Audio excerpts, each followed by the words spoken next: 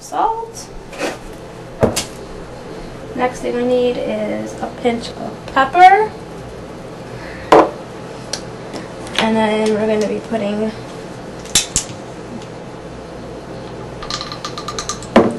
some garlic.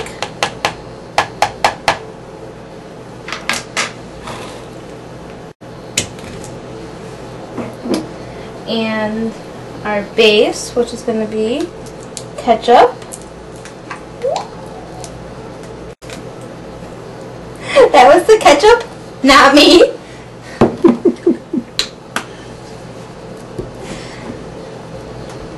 Okay, get that all in there.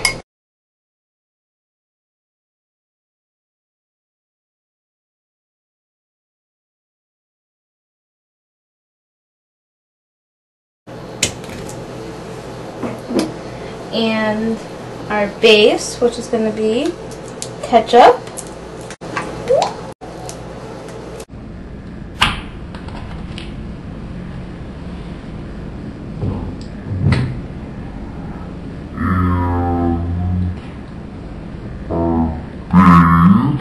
Which is going to be ketchup.